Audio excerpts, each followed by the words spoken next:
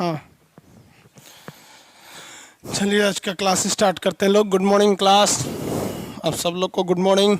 इससे पहले के क्लास में हम शायद आप लोग को क्रोमोसोम तक पढ़ा दिए थे। क्रोमोसोम यहाँ तक समझाया था। आगे का क्लास देखना था हम लोग को। क्रोमोसोम के आगे कहाँ तक थे, शायद डीएनए भी बताए थे। आज थोड़ा सा उसके आगे बता के सेल के चैप्टर को ख़त्म करेंगे हम लोग। डीएनए जो होता है वो भी कहाँ पाया जाएगा भाई, क्रोमोसोम में ही पाया जाएगा। तो चलिए अब थोड़ा सा आगे डिटेल से देखते हैं इसको।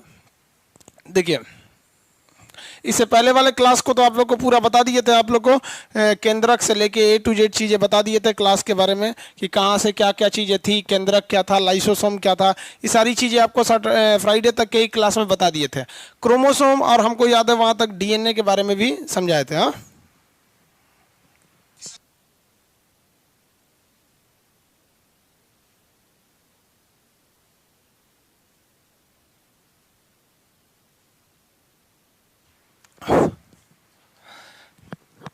चलिए आगे देखें। अब देखिए भाऊ, ये हो गया माइटोकॉन्ड्रिया, ये हो गया राइबोसोम, ये हो गया आपका सेंट्रोसोम, ये ईआर एंडोप्लाज्मिक रेटिकुलम, और यहाँ हो गया न्यूक्लियस। अब इसमें हम लोग न्यूक्लियस जो था, न्यूक्लियस को क्या कहा गया था, केंद्रक। केंद्रक बीच में होता है, रॉबर्ट ब्राउन ने खोज किया था। इस केंद्रक के अंदर पाया जाता है क्रोमोसोम। क्रोमोसोम, अब ये क्रोमोसोम जो मान हिंदी में क्या कहते हैं इसे, गुणसूत्र। मानव में इसकी संख्या कितनी होती है, 46। 46 है इनकी संख्या मानव में, 46 क्रोमोसोम इसमें पाए जाते हैं सब। आगे देखते हैं लोग क्रोमोसोम। अब इसमें थोड़ा स्ट्रक्चर बना के देखते हैं। इसी क्रोमोसोम में पाया जाता है आपका डीएनए, और इसी क्रोमोसोम में पाया जाता है आपका जीन। यहाँ से समझ जाएंगे, फिर आगे समझेंगे हम लोग। क्रोमोसोम मानव में 46 पाए जाते हैं, बैक्टीरिया में 1 पाया जाता है। टेरिडोकाइटस जो होता है उसमें सबसे ज़्यादा क्रोमोसोम पाए जाते हैं सब। और आलू हो गया, चिंपैंजी हो गया, तंबाकू हो गया, ये सब में 48 होते हैं। आपके पीडीएफ में इसका लिस्ट दिया हुआ है। समझ में आया कि नहीं आ गया? अब देखिए, अब तो सबसे पहला एक तो समझिए कि खुद ही एक कोशिका बहुत छोटी होती है। उस कोशिका के अंदर आपका पाया जाता है ये आपका केंद्रक।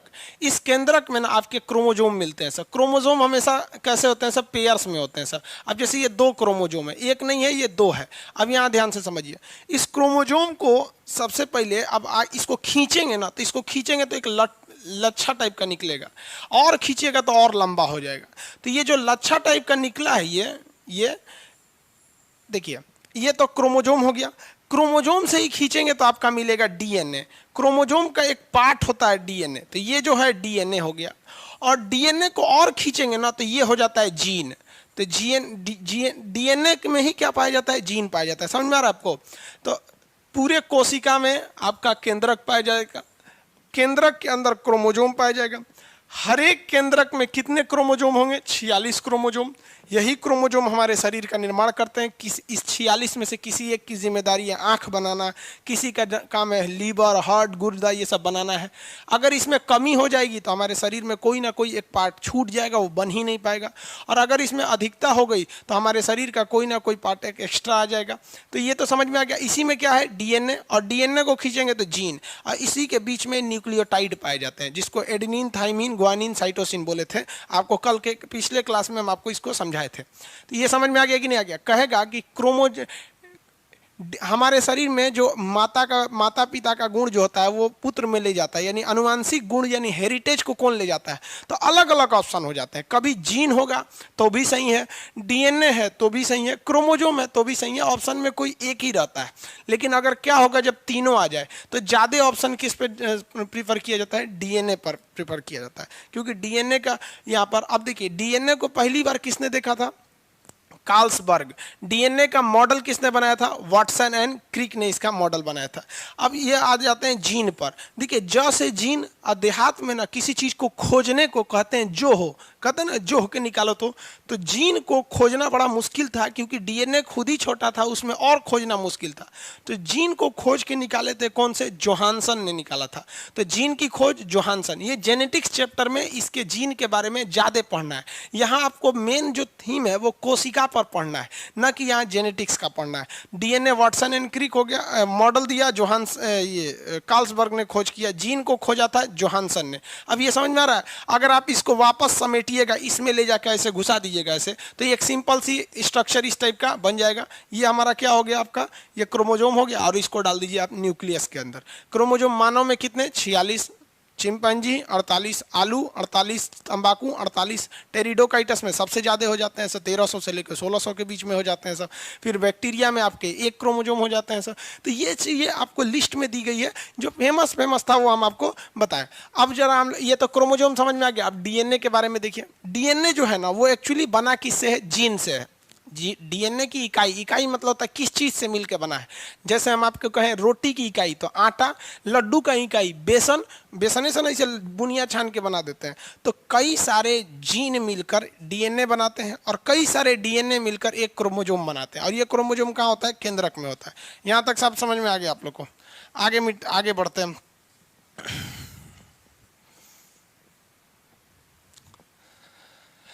आगे डीएनए देखिए, डीएनए ये तो जीन हो गया, इसी से ना बना हुआ है आपका, ये सब छोटे छोटे क्या है सर, जीन है सब। अगर आप अकेले देखेंगे तो जीन, मिला देंगे तो क्या हो जाएगा आपका डीएनए। डीएनए में ये बीच में क्या होता है सर, न्यूक्लियोटाइड। ये इसे क्या कहा जाता है, न्यूक्लियोटाइड कहते हैं। ये 4 टाइप के होते हैं, एडेनिन, थाइमीन, ग्वानिन और साइटोसिन। ये 3 होते हैं सर, 4 होते हैं सर। एटीजीसी शॉर्टकट में क्या याद रखना है, एटीजीसी, यही याद रखिएगा। एटीजीसी काम करता है, एडेनिन, थाइमीन, ग्वानिन, साइटोसिन। पूरा नाम ना याद रखें, एटीजीसी याद रखेंगे, ऑप्शन के हिसाब से याद हो जाएगा। और वैसे भी आपके पीडीएफ में तो दिया ही है। इसमें डबल बॉन्ड होता है, उसके बाद ट्रिपल बॉन्ड होता है। पहले 2 आता है तब ना 3 आता है। तो एडेनिन, थाइमीन, ग्वानिन, साइटोसिन। अगर हम थाइमीन को काट कर बताएंगे फटाफट, थाइमीन को काट कर क्या लगा दें, यहां पर क्या लगा दें कि ये आरएनए बन जाए। इससे पहले वाले क्लास में बताए थे, आंसर देंगे लोग फटाफट। डीएनए के जो नाइट्रोजन बेस होता है, डीएनए में वो नाइट्रोजन बेस में से अगर हम थाइमीन को काट दें और थाइमीन की जगह पे ऐसा क्या चीज जोड़ दें कि वो आरएनए बन जाए, फटाफट आंसर देंगे। आंसर देंगे हाँ, uracil. Shashikant Yadav ji, uracil, good. Protein गलत बात है भाई, ये कौन बोल रहे हैं प्रोटीन, प्रवीण कुमार जी गलत है। यूरेसिल सही है, यूरेसिल गुड। यूरेसिल जोड़ देंगे तो हो जाएगा। आगे देखते हैं, यूरेसिल, सबका आंसर सही है। चलिए आगे देखिए। अब थोड़ा सा हम इतना तो पता है कि अगर हम आपको डीएनए दे दे तो आप क्या बना सकते हैं, आरएनए। ये भी तो बात हो सकता है, आरएनए देंगे तो डीएनए भी बना सकते हैं, यूरेसिल काट के थाइमीन बना देंगे। 1-2 क्वेश्चन और बताइए फटाफट, टाइम नहीं लगना चाहिए। डीएनए के बारे में हम पूछते हैं, डीएनए के बारे में फटाफट बताएंगे। कौन सा एलिमेंट या कौन सा तत्व पाया जाता है, फटाफट। ये क्वेश्चन पूछा हुआ है बाबू, ये सब आपको लिखना नहीं, दिमाग में होना चाहिए एकदम। डीएनए में कौन सा तत्व, आंसर मिलना चाहिए हमको तुरंत। डीएनए में कौन सा तत्व पाया जाता है,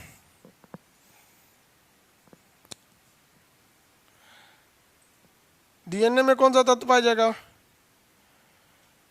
गुड, फास्फोरस। हाँ गुड, पी भी लिख देंगे तो समझ जाएंगे, फास्फोरस, वेरी गुड।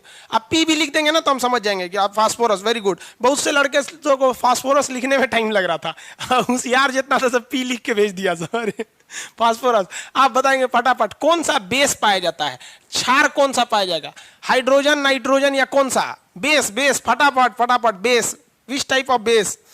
आप शॉर्टकट लिख के भेज देंगे तो चलेगा, बेस, नाइट्रोजन में उपस्थित बेस, सॉरी इसमें डीएनए में उपस्थित बेस, एन नहीं लिखे बाबू, नाइट्रोजन को N2 बोलते हैं। अब एकदम में शॉर्टकट मत कर दीजिए, नाइट्रोजन बेस, कौन सा base, nitrogen base, very good. Nitrogen base पाया जाता है, नाइट्रोजन हो गया। शुगर कहेगा तो भाई डी से क्या होता है, डाईऑक्सी राइबोज। ये क्या है, डी मतलब क्या, डाईऑक्सी। अब इतना तो बेवकूफ कोई नहीं होगा कि कहेगा कि आरएनए में कौन सा शुगर, तो भैया ये क्या है, राइबोज न्यूक्लिक शुगर। और ये क्या है, डाईऑक्सी राइबोज न्यूक्लिक शुगर। कुछ अपने से दिमाग, प्रेजेंस ऑफ माइंड लगाएंगे ना तो भी सही हो जाएगा। जैसे कह दिया शुगर कौन सा है, तो आप ही बताइए ना, इधर में अगर कहेगा कौन सा टाइप का शुगर पाया जाता है, तो डी से deoxy ribose nucleic sugar, ribose sugar पाया जाता है।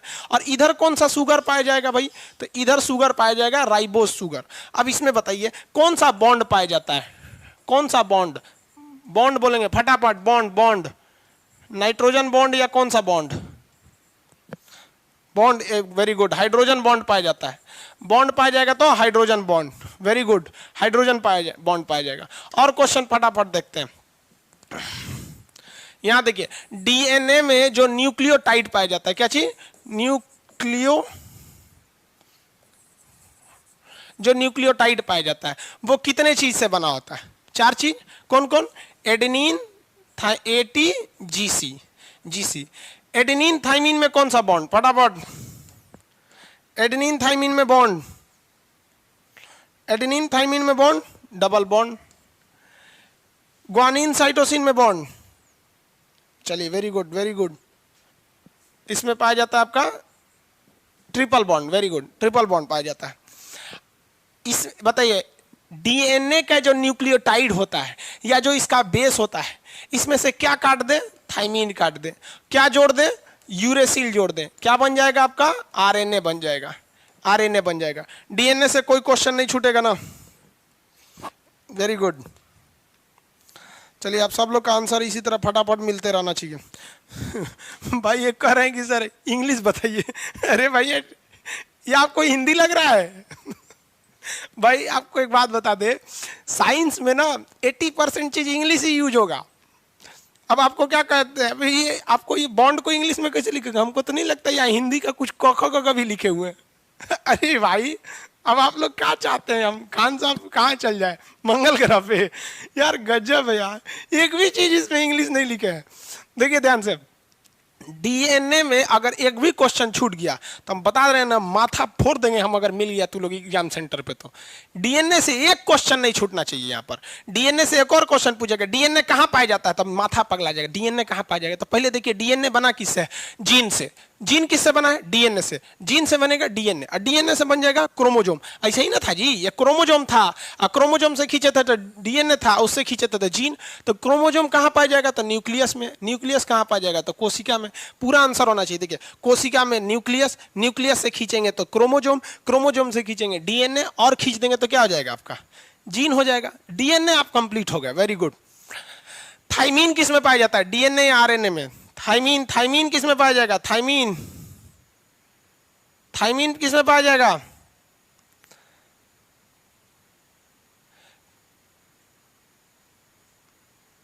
थाइमीन डीएनए में, वेरी गुड। यूरेसिल किस में पाया जाएगा, यूरेसिल, यूरेसिल पाया जाएगा आपका आरएनए में। अब ये तो डीएनए हो गया आपका।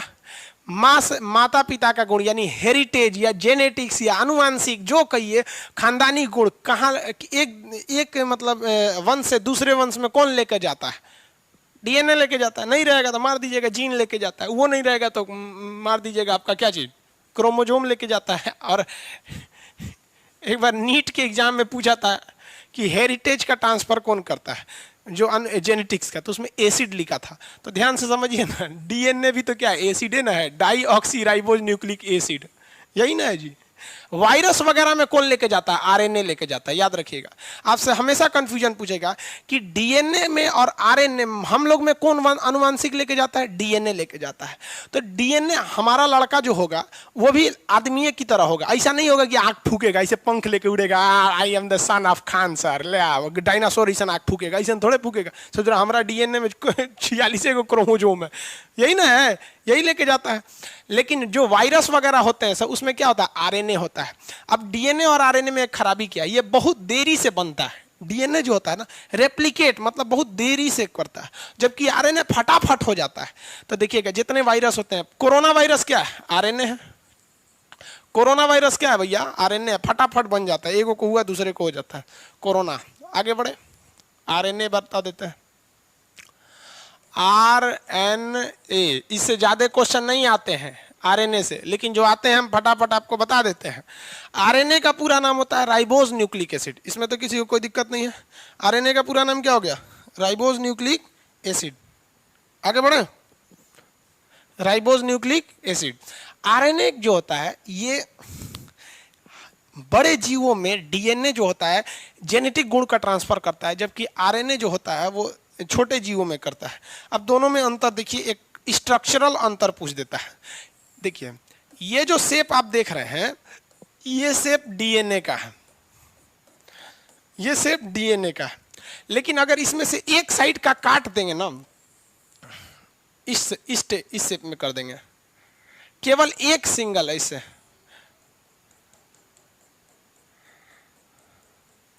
ये वाला आरएनए हो जाएगा और ये वाला क्या हो जाएगा, डीएनए हो जाएगा। तो कहेगा कि दोहरी कुंडली, इंग्लिश वाले ध्यान देंगे लोग, इन डबल स्टैंडर्ड, यानी दोहरी कुंडली किस में पाया जाता है, double standard is found in, तो ऑप्शन नंबर बी पे रहेगा डीएनए। अरे भैया डबल स्टैंडर्ड एकरे में ना पाया जाता है, ये मॉडलवा दिया था वाटसन एंड क्रिक, खोजा थोड़े था वाटसन एंड क्रिक, वो तो दे मॉडल दिया था कि ऐसे होता है, समझ में आया। और सिंगल हेलिक्स यानी एक कुंडली यानी एक फेरा की तरह होता है आरएनए। दो गो अंतर आप समझ गए। पहला अंतर देखिए कि इसमें पाया जाता है थाइमीन और इसमें पाया जाता है यूरेसिल।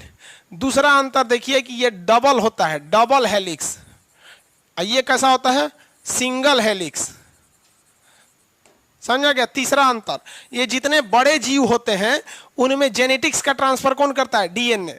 जितने वायरस बैक्टीरिया ये सब होते हैं ऐसे खतरनाक, उनमें जेनेटिक्स का ट्रांसफर कौन करता है, आरएनए। आपका जो हेपेटाइटिस बीमारी हो जाता है, जॉन हेपेटाइटिस बी वगैरह, ये सब क्या होता है, लीवर वगैरह में जो बीमारियां हो जाती हैं वो आरएनए वायरस से हो जाती हैं। 3-4 अंतर तो समझ गया। अब खाली अंतरे पढ़ा जाएगा कि आरएनए के बारे में भी पढ़ा जाएगा, आरएनए के बारे में भी पढ़ लेते हैं हम लोग।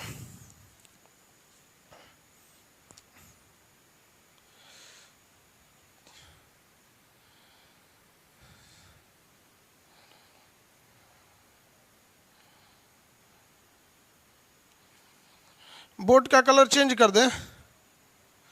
अरे भाई अब आप बोर्ड पे तो ठीक दिखिए रहा है जी, कहाँ कलर है, हम भी मोबाइल में देख लेते हैं ताकि आप लोग को कैसा दिख रहा है हमको भी समझ में आ जाए। तो कलर तो ठीक है दिख रहा है, अब मोतियाबिंद वाला है सब क्या इसमें कई तो चलिए देखिए यहाँ ध्यान से, ऊपर में हल्का सा चमक रहा होगा, ऊपर की लाइट बंद करेंगे तो हम दिखेंगे ही नहीं, एक तो हम अपने काला है।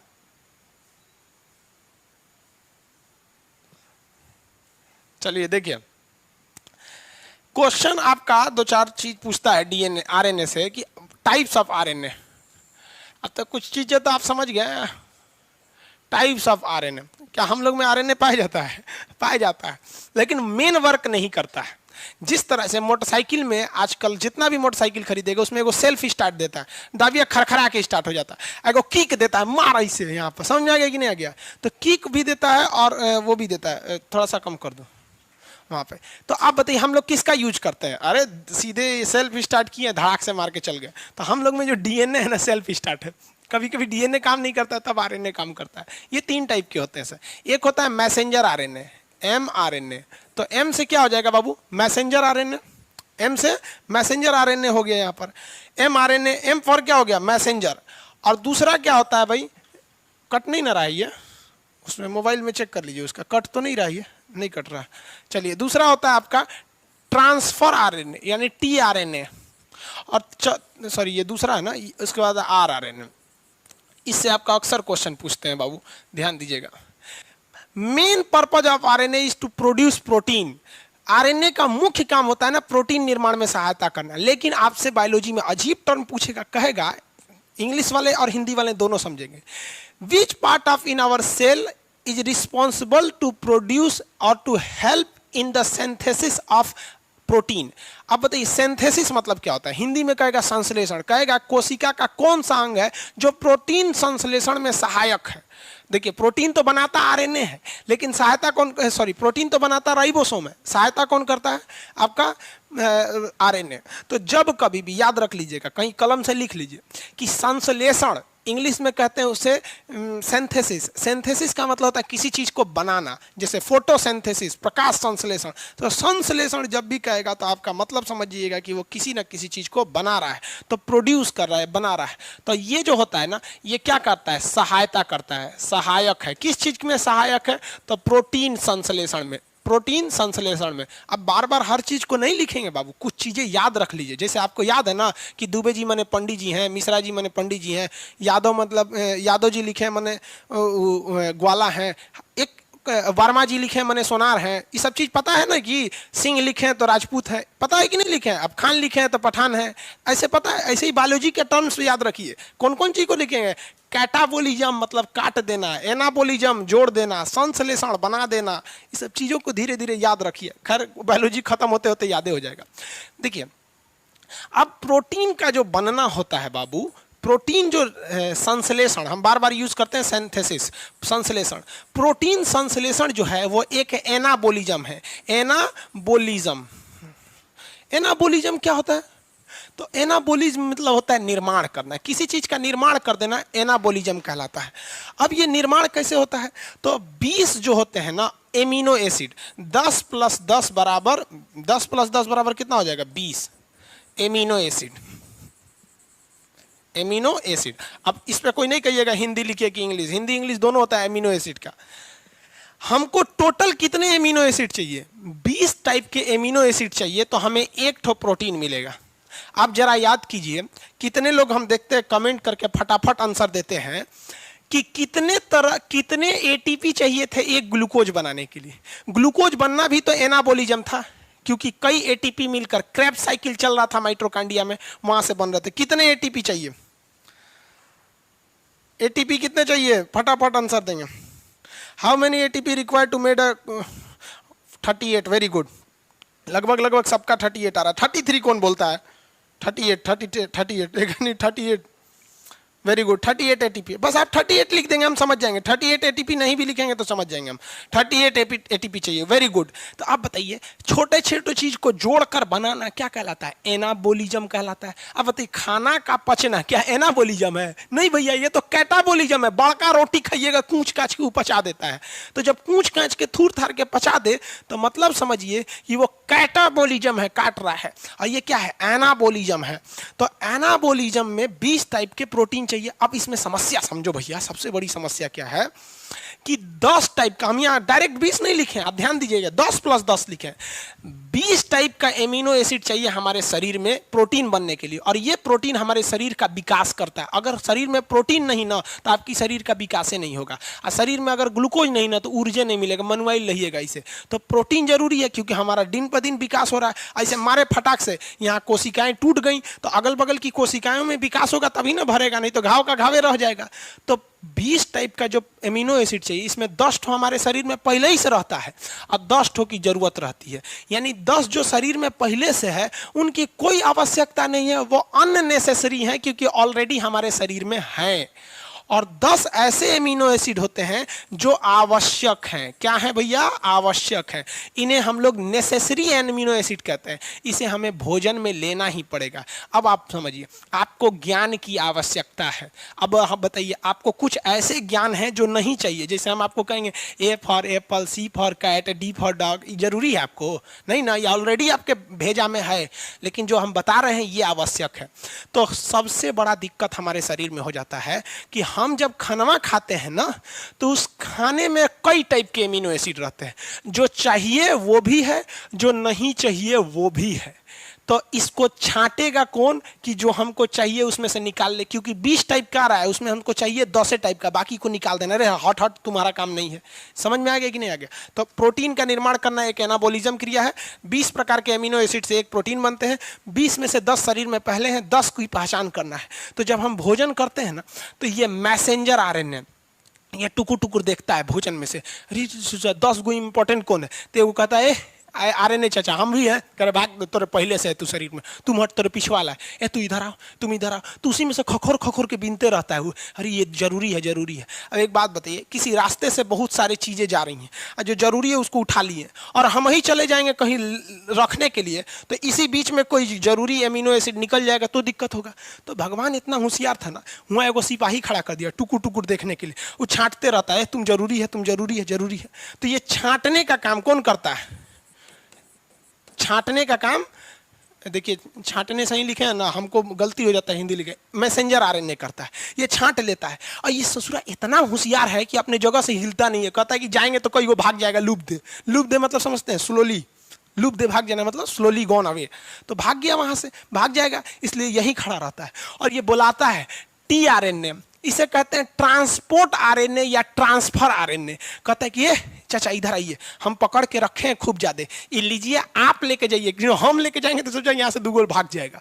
तो बताइए, आवश्यक एमिनो एसिड की पहचान कौन करता है? कौन? mRNA यही कहता है, पहचान करता है। लेकिन इस आवश्यक एमिनो एसिड को लेकर कौन जाता है? तो परिवहन का काम, ट्रांसपोर्टेशन का काम ट्रांसफर आरएनए, इसीलिए इसका नाम पड़ गया टीआरएनए। अब ये ससुरा लेके कहां जा रहा है? कहां लेके जा रहा है? कितने लोग बता सकते हैं भैया लेके कहां जाएगा? एमिनो एसिड को कहां लेके जाएगा? ये बताइए, फटाफट आंसर दीजिए, हम नहीं देंगे आंसर, आप बताइए। ये तो हम बता दिए कि ये पहचान कर लेगा आवश्यक एमिनो एसिड को, ये लेके जाएगा, कहां लेके जाएगा? फटाफट बताइए, आंसर दीजिए, कहां लेके जाएगा?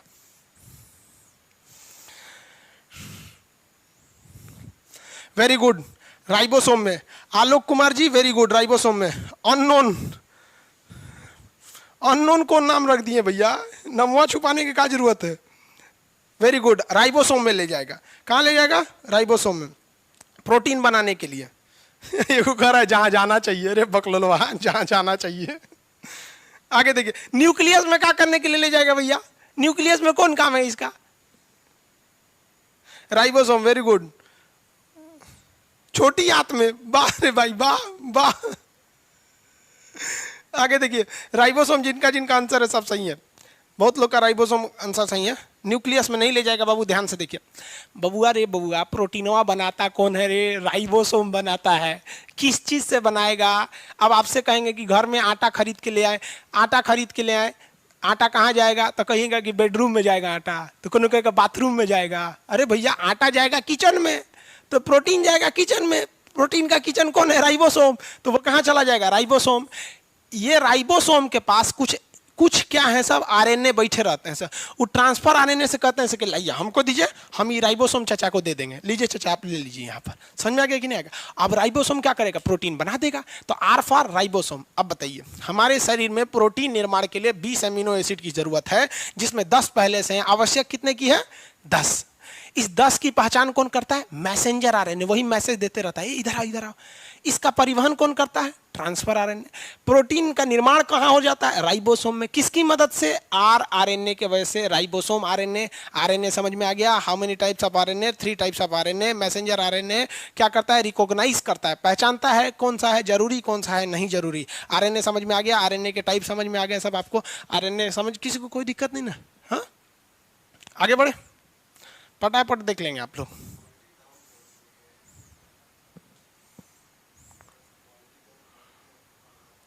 हो गया?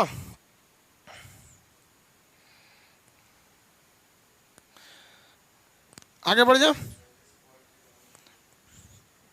ब्लैक बोर्ड यूज करें सर, स्क्रीनशॉट नहीं लगता। स्क्रीनशॉट नहीं लेंगे भाई, स्क्रीनशॉट कर देंगे तो आप स्क्रीन की रिकॉर्डिंग करेंगे और फिर उसको क्या करेंगे, आप किसी दूसरे को ट्रांसफर कर दें।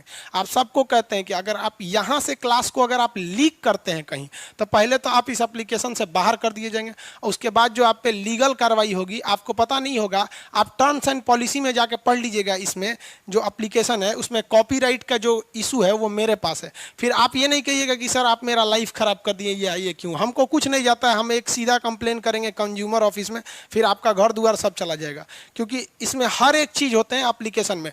आप यूआरएल हैं, कहीं ना कहीं से, हर जगह से ऑनलाइन आप कहीं छुप नहीं सकते। इसलिए हम सबसे कहते हैं भाई स्टूडेंट हैं, स्टूडेंट की तरह रहिए, करप्शन में पार्टिसिपेट नहीं लीजिए। समझ में गया? इसलिए आपको स्क्रीनशॉट नहीं दिया गया। मैप का क्लास फीस कट गया है, अरे बेवकूफ कहीं का, क्लास ही स्टार्ट नहीं हुआ था तो फीस कौन सी कट गया? आज से स्टार्ट हो जाएगा। आगे देखिए, आज आपको ये बहुत ज्यादा एमबी काट रहा था, इसलिए क्वालिटी कम कर दी है। आगे बढ़ जाते हैं। ये है भैया DNA, full form deoxy ribose nucleic acid. ये है भैया आपके आरएनए, और ये है हमारे प्रोटीन। अब में से देखिए ध्यान से, डीएनए से अगर हम आपसे कह दें कि आरएनए बना सकते हैं कि नहीं, तो आप में से अब आप आराम से बना सकते हैं डीएनए से आरएनए। कैसे? कि डीएनए में से क्या हटा दीजिए? थाइमीन, जोड़ दीजिए यूरेसिल, बन गया आपका आरएनए। तो एक बात बताइए, आरएनए से हम डीएनए बना सकते हैं कि नहीं बना सकते? आराम से बना सकते हैं। यूरेसिल काट के वहां जोड़ दीजिए थाइमीन, बन गया आपका डीएनए, काम खत्म। इस क्रिया को कहते हैं ट्रांसक्रिप्शन। क्या कहेंगे? ट्रांसक्रिप्शन। ट्रांसक्रिप्शन अब वही क्रिया इधर से इधर हो गई तो रिवर्स ट्रांसक्रिप्शन। दिक्कत क्या है? Reverse transcription. अब हिंदी मीडियम वाला नहीं कहेगा सबकी सर हिंदी बोलिए, इसका इंग्लिश से मारिएगा आप लोग, नहीं तो दिमाग से उतर जाएगा आपको। हिंदियों लिख देता है कैसे पता है? इस तरह लिख देता है ट्रांसक्रिप्शन। देख लो भाई हिंदी वाला सब इसको हिंदी ऐसे लिख देता है। इसको ना हिंग्लिश कहते हैं, इंग्लिश नहीं कहते हैं, हिंग्लिश कहते हैं। हिंग्लिश, हिंग्लिश मतलब समझते हैं? इंग्लिशवा का खाली हिंदी लिख दिया। सिंपल है ना जी, डीएनए से आरएनए बनाएंगे तो ट्रांसक्रिप्शन, उलाट के लाएंगे तो रिवर्स ट्रांसक्रिप्शन। अब दुनिया का ऐसा कोई चीज नहीं है जिसका फोटोकॉपी नहीं हो सकता। हमरो फोटोकॉपी हो जाएगा, मैंने फोटो खींच लीजिएगा तो डीएनए से ही डीएनए बना लेंगे। जैसे दही से दही बना लेते हैं जोरन डाल के, जोरन समझते हैं ना, तनी से डाल दीजिएगा तो हो जाएगा जोरन। तो डीएनए से डीएनए बना लीजिएगा, तो दही से दही बना लेना, तो उसी चीज से उसी चीज को बना देना रेप्लिकेशन कहलाता है। क्या कहलाता है? रेप्लिकेशन। रेप्लिकेशन। अब बताइए तो डीएनए से डीएनए बनाना क्या कहलाता है? रेप्लिकेशन। आरएनए से आरएनए बना देना रेप्लिकेशन। प्रोटीन से प्रोटीन बनाना रेप्लिकेशन। तो आप पढ़ते होंगे कोरोना वायरस बहुत ही तेज रेप्लिकेट कर रहा है। रेप्लिकेट माने अपने फोटोकॉपी बना रहा है, धड़ाधड़ धड़ाधड़। तो कोरोना वायरस क्या है? आरएनए वायरस है। सेम उसी चीज का फोटोकॉपी बना देना, जोरन डाल के दूसरा बना देना, क्या कहलाता है? रेप्लिकेट कहलाता है। जैसे एक बच्चा से, जैसे माँ अपने बच्चे को जन्म देती है तो ये भी रेप्लिकेट है, लेकिन उसमें टाइम लगता है, इसलिए रेप्लिकेट ना होकर रिप्रोडक्शन कहा जाता है। मतलब समझ में आ रहा है ना आप लोग को? उसी से उसी को बना दिए रेप्लिकेट। तो डीएनए से डीएनए रेप्लिकेशन, डीएनए से आरएनए ट्रांसक्रिप्शन, वापस आरएनए से डीएनए रिवर्स ट्रांसक्रिप्शन। समझ आ गया? अब देखिए प्रोटीन, आरएनए को अगर आप पूरी तरह तोड़ दीजिएगा ना, आरएनए को तोड़ दीजिएगा तो प्रोटीन मिलेगा। अब आप कहेंगे कि तब पढ़े नहीं किए भैया, आप गहराई से तो नहीं सोचिए तो। ससुरा यही आरएनए के 3 गो कैटेगरी थे सब ना, आरआरएनए, सॉरी एमआरएनए, टीआरएनए, और एक तो कौन सी था? आरआरएनए। इस ससुरा छोटा सब कौन सी कर रहा था? सब प्रोटीन ना घींच घींच ले रहा था। एगो प्रोटीन घींच रहा था, एगो कर रहा था चाचा ले जाइए, एगो बना दे रहा था। कौन सी ले गया था? प्रोटीन ले गया था ना। तो तुरेंगे तो कौन सी मिलेगा? छुहाड़ा मिलेगा, उसमें प्रोटीन ना मिलेगा। दिमाग लगाइए। ऐसा थोड़े है कि दुनिया कोई टीचर आपको, मतलब क्या बताएं आपको, हम लोग आपको 100%, जैसे मान लीजिए आपका खुद का दिमाग नहीं रहेगा ना, तो एग्जाम में अगर आप थोड़ा भी क्वेश्चन घुमा देगा तो आप फंस जाएंगे। इसलिए आप सोचिए कि जो टीचर बता रहा है उसमें क्या चीज ऐसा छुपा है। तो आपके मन में तो ये भी सवाल आना चाहिए ना कि सर आरएनए में क्या रहेगा? प्रोटीन। तो आरएनए को पूरी तरह तोड़ देंगे तो प्रोटीन बन जाएगा। अब वापस आप इससे नहीं बना पाएंगे, क्योंकि प्रोटीन को बनाने के लिए आपको आरआरएनए, टीआरएनए, एमआरएनए की जरूरत है। आपने इसको तोड़ दिया, अब नहीं बन पाएगा। इसे कहते हैं ट्रांसलेशन।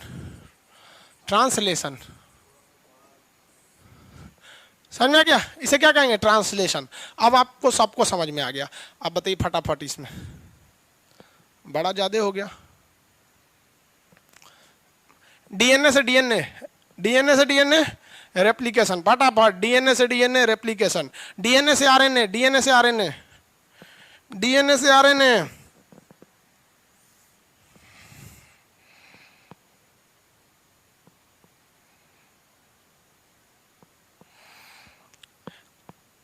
आरएनए से डीएनए,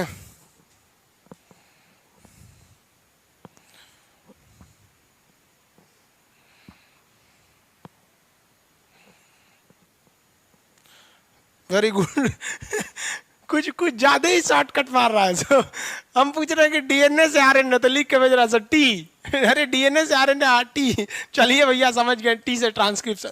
अगर आरएनए से डीएनए तो RT, reverse transcription. Very good भैया, आप टी लिखेंगे तब यहाँ ट्रांसलेशन में भी तो गड़बड़ हो जाएंगे। समझ आ गया? वैसे आपकी भावनाओं को हम समझते हैं, अच्छा लगता है जब आप फटाफट आंसर देते हैं, तो दिक्कत नहीं है किसी को इसमें। इतना क्वेश्चन आपके रेलवे के बायोलॉजी के लिए एनफ है। समझ आ गया कि नहीं आ रहा है? रेलवे के लिए। अब इसमें कोई मेडिकल की तैयारी तो नहीं ना कर रहा है एम्स वगैरह के लिए, उसके लिए ये बायोलॉजी नहीं, उसकी बायोलॉजी अलग ही होती है, क्योंकि डॉक्टर बनना है आपको, तो खखोर के पूछेगा।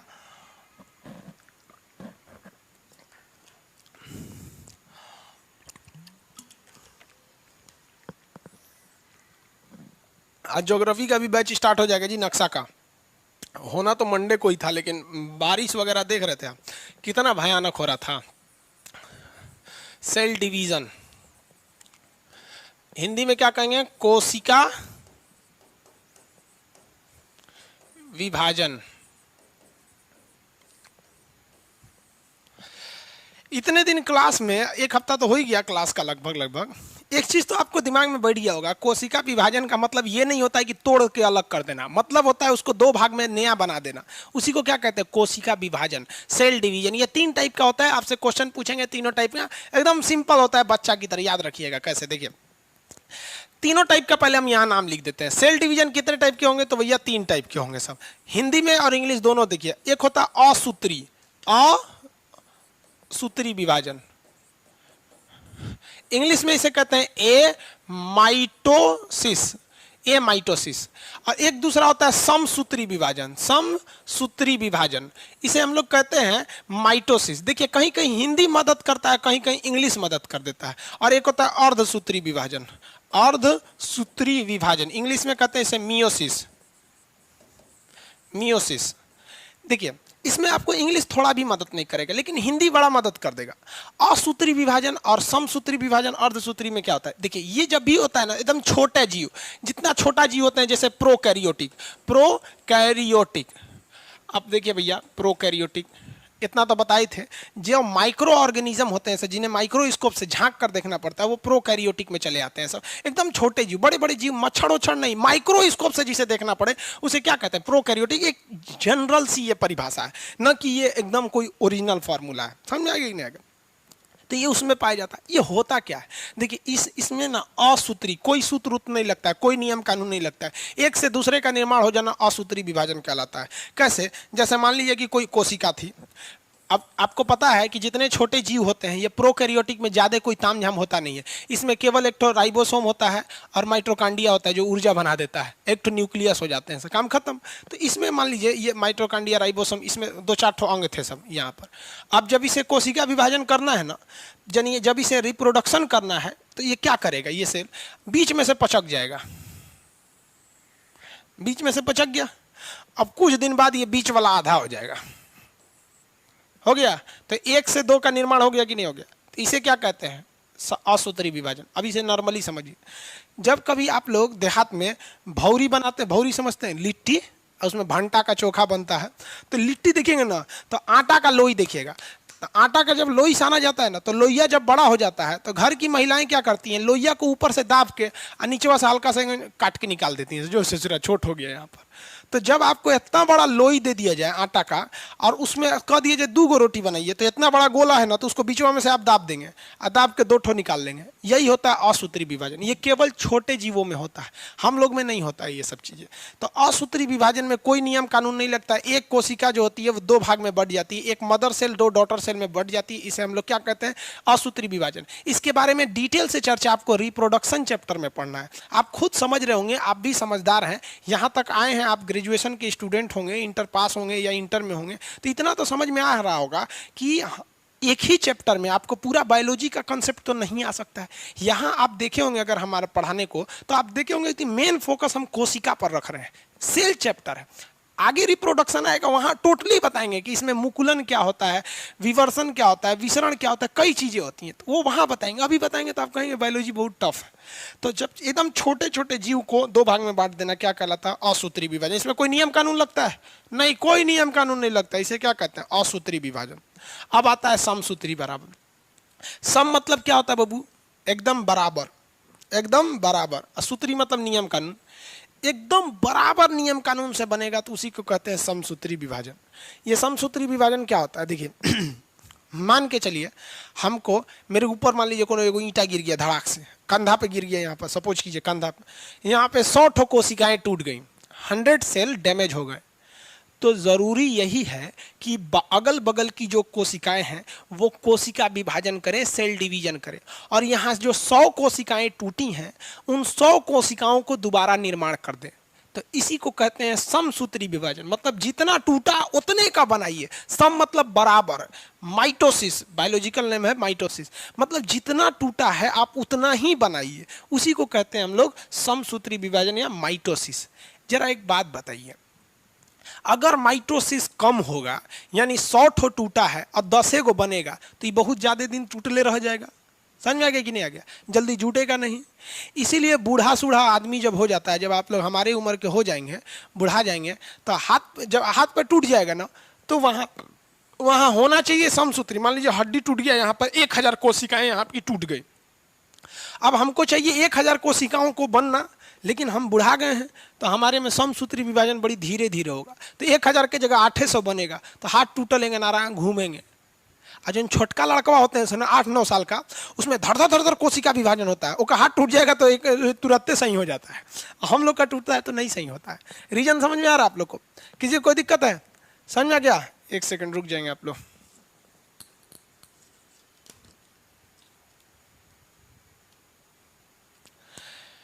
समसूत्री तो समझ रहे हैं आप लोग?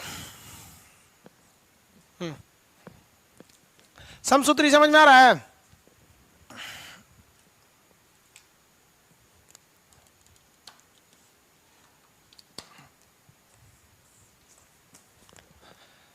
किसी को कोई दिक्कत नहीं है ना?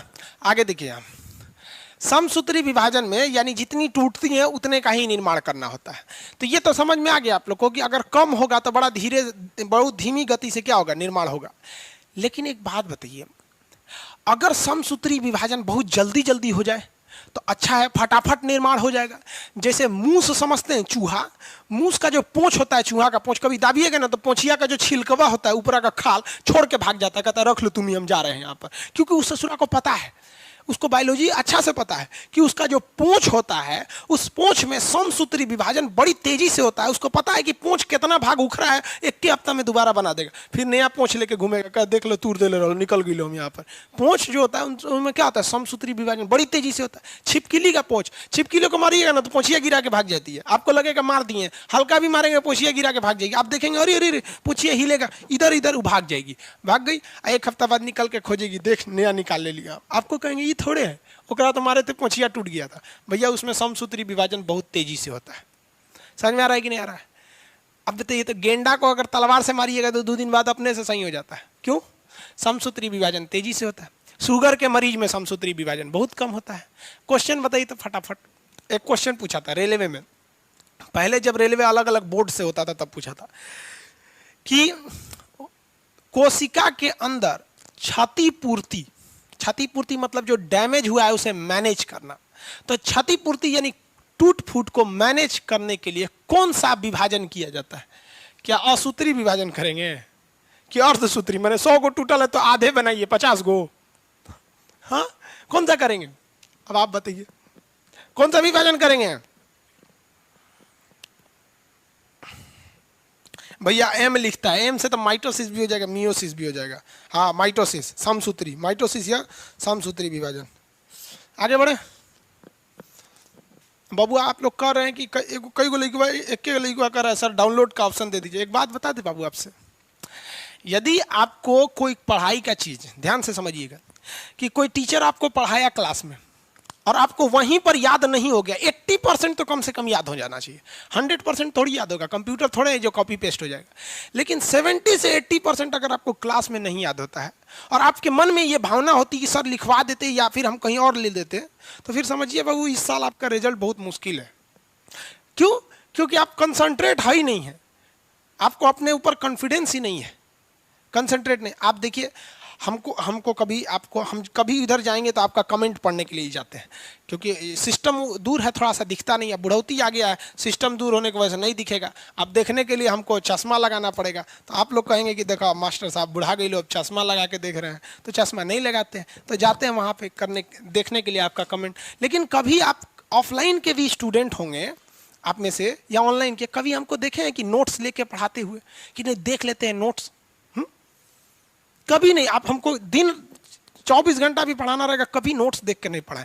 आपको विश्वास नहीं होगा तो जो पटना में जो ऑफलाइन के स्टूडेंट होंगे उनसे पूछिएगा, क्लास में आने के बाद पूछते थे कहाँ तक कल पढ़ाए थे, वहाँ से चालू हो गए। तो बाबू एक चीज़ याद रखो, दूसरे के पास रखा हुआ धन और किताब में लिखी गई विद्या, ये कभी आपको जरूरत पड़ने पे काम आएगा ही नहीं आएगा।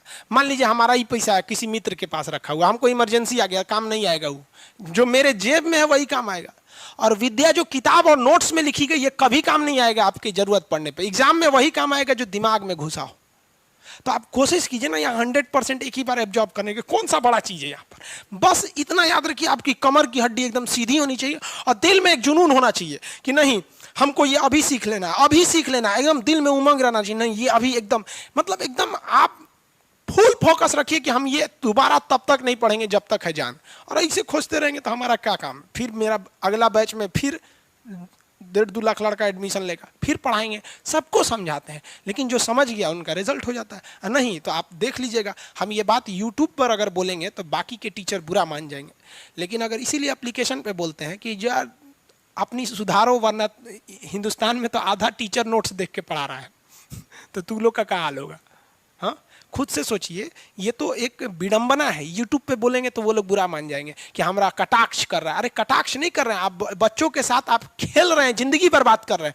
जो टीचर को केवल एक सब्जेक्ट पढ़ाना है तो वह याद नहीं है, तो स्टूडेंट को कहाँ से याद होगा? उसको physics, chemistry, math, reasoning, English सब देख के जाना है। जीएस वगैरह कैसे याद हो जाएगा? आपका दिन रात काम है एक की चीज, इसका मतलब वो भी खिलवाड़ कर रहे हैं। तो आप इस ट्रेंड को बदलिए बाबू। बहुत तकलीफ होता है जब हम आपको, चलिए एक बात भी कहते हैं, डाउनलोड करने का ऑप्शन तो नहीं रहता है ना बाबू, मिसयूज हो जाएगा, लेकिन हम कहते हैं कि अगर आपको 70 से 80% क्लास में नहीं याद होता है, मतलब इंटरेस्ट लेके नहीं पढ़ रहे। चलिए टॉपिक पे आते हैं। अब आप बताइए, समसूत्री क्षतिपूर्ति किससे होती है? समसूत्री विभाजन से। हाथ पर टूट गया समसूत्री, अगर समसूत्री फटाफट होगा बड़ी जल्दी क्षतिपूर्ति हो जाएगा। चूहा का पूंछ, छिपकली का पूंछ, गेंडा का शरीर, ये सब। और अगर क्षतिपूर्ति नहीं होगा तो टूटल का टूटले रह जाता है वहां पर। क्या होगा ससुरा अगर जरूरत से ज्यादा हो जाए? अति सर्वत्र वर्जते। समझ में आ गया कि नहीं? अगर बहुत ज्यादा हो गया तब। एक क्वेश्चन बताइए, एक बार क्वेश्चन पूछा था, कैंसर का कारण क्या है? तो आप फटाफट मारेंगे अनियंत्रित कोशिका विभाजन। ऑप्शन ए में नहीं था, तो लड़का कहा ना सेंट्रोसोम, सेंट्रोसोम, मार मार सेंट्रोसोम। ऑप्शन ए में नहीं था। फिर लड़का कहा कि सेंट्रोसोम के बीच वाला सेंट्रियोल्स होता है, जिस तरह न्यूक्लियस के बीच वाला न्यूक्लियोस होता है उसी तरह सेंट्रोसोम के बीच वाला सेंट्रियोल्स होता है, मार मार। ले वो नहीं था। ऑप्शन में था मुकुलन, अर्धसूत्री, समसूत्री, अर्धसूत्री। कितने लोग बता सकते हैं कैंसर का कारण कौन बनेगा? कैंसर का कारण कौन बनेगा? फटाफट आंसर, एक आंसर फटाफट। कैंसर का कारण कौन बनेगा? नहीं बाबू, सेंट्रोसोम नहीं बनेगा। देखिए सेंट्रोसोम बनेगा, सही है, लेकिन ऑप्शन के हिसाब से इसमें से इसमें कौन बनेगा? इसमें बनेगा समसूत्री विभाजन। समसूत्री, इसमें गुड, समसूत्री, very good. Mitosis, mitosis, mitosis, बहुत अच्छा, बड़ी तेज आंसर दे रहे हैं। एक तो देख रहा है कि कमेंट इतना तेज आ रहा है ना, तो जानते हैं क्या लिख दिया है? ऑप्शन 2 दू लिख के भेज दिया है। आंसर आप समझते रहिए दू है, अगर इतना तेजी से आंसर आ रहा है। मतलब बिहार का स्टूडेंट जो होता है ना, खाली वो शॉर्टकट खोजता है, कहाँ से हमारा शॉर्टकट मिल जाए। वो पक्का बिहारी होगा वो। उसको इतना नहीं, मार दू आंसर समझेंगे। अब यहां तक आप समझ में आ गया समसूत्री विभाजन। अब आते हैं अर्धसूत्री विभाजन। अब बताइए कितने लोग के दिमाग में कॉन्फिडेंस आ गया है कि हम समसूत्री समझ गए तो अर्धसूत्री भी समझ जाएंगे? कॉन्फिडेंस आ ही गया होगा। अब कुछ दिमाग लगाइए, ये बराबर हुआ था तब ये आधा होगा, है कि नहीं? सिंपल सा है, नाम से स्पष्ट है, अर्धसूत्री। लेकिन इंग्लिश में ना इसका कोई आपको ट्रिक नहीं मिल पाएगा। मियोसिस से आपके दिमाग में कोई आइडिया नहीं लगने वाला है कि ससुरा होने क्या वाला है, लेकिन अर्धसूत्री से एक आइडिया लग रहा होगा आपके मन में कि नहीं ये ससुरा आधा होने वाला है। तो ये तो बड़ी नाइंसाफी है जी, आधा हो जाएगा तो। मान लीजिए हमारा यहाँ 10 गो टूटल, अब 5 गो बनल, तो नाइंसाफी है। तो कहाँ ऐसा जरूरत रहेगा जहां आधा हो जाए और घाटा भी ना लगे? ऐसा कुछ होता ना, जैसे अगर कोई कहे कि खान साहब जहर पी लीजिए, और कोई कहे आधे पियो तो फायदा हो जाएगा, है कि नहीं? कहीं आधा में बच जाए तो ऐसा क्या होगा? समसूत्री में तो आप समझे कि 10 गो टूटा 8 गो बना तो ही दिक्कत है, 10 गो टूटा 10,000 बन गया तो कैंसर ही हो जाएगा। यानी बराबर होना चाहिए। इस साला सीधे कहता है कि आधा करबे करेंगे, मतलब सीधा कंफर्म कर दिया हम आधा करेंगे। तो कहाँ ऐसा जरूरत होगा आधा में? हाँ, कोई आइडिया लग रहा है? देखिए कमेंट करके कितने लोग बता रहे हैं कुछ आइडिया लग रहा है।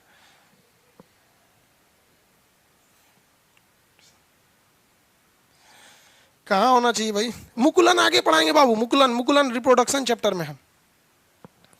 कहाँ आधा होना चाहिए? कहाँ कहाँ कहाँ? मतलब अरे भैया हम इसका पूछ रहे हैं, ये कहाँ यूज होना चाहिए? जैसे ये बैक्टीरिया में यूज होता है समसूत्री विभाजन, जहाँ कट पिट जाता है वहां यूज होता है। Very good. एक लड़का भाई चला गया, इतना तेज कमेंट आ रहा है, पढ़ नहीं पाए हैं उनका। रिप्रोडक्शन में, वेरी गुड।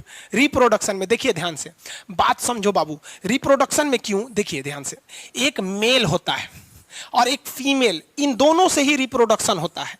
इसमें भी 46 क्रोमोजोम और इसमें भी 46 क्रोमोजोम मानव में।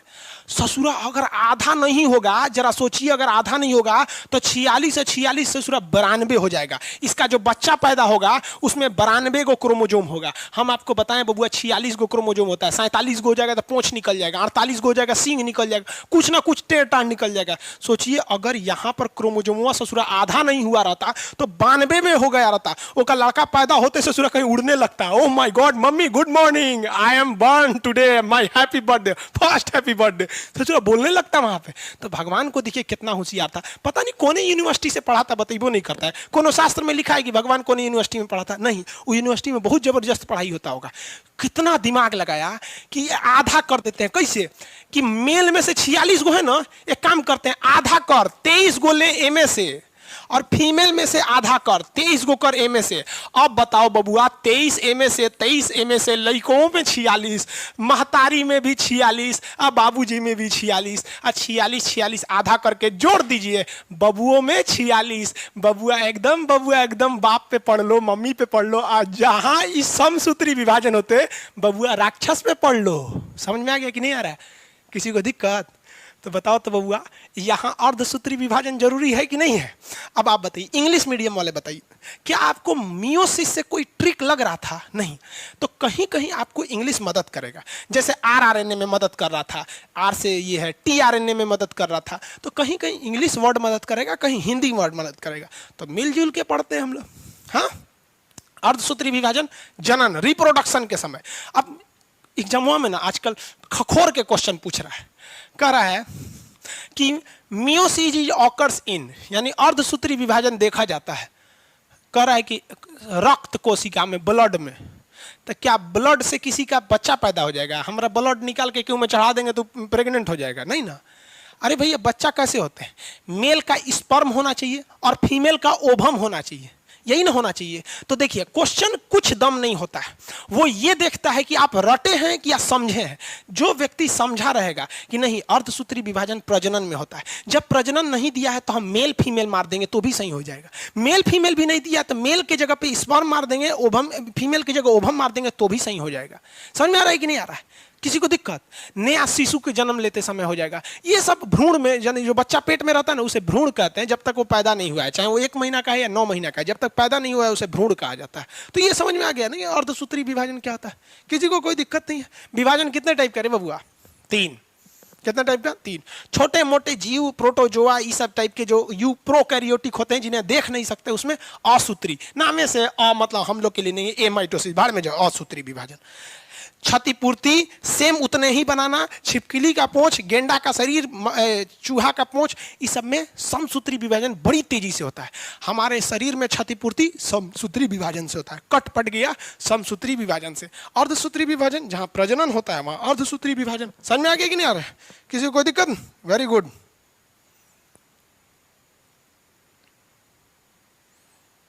आई जरा ऑल सेल लिखता है यहाँ। चलिए अब एक क्वेश्चन बताइए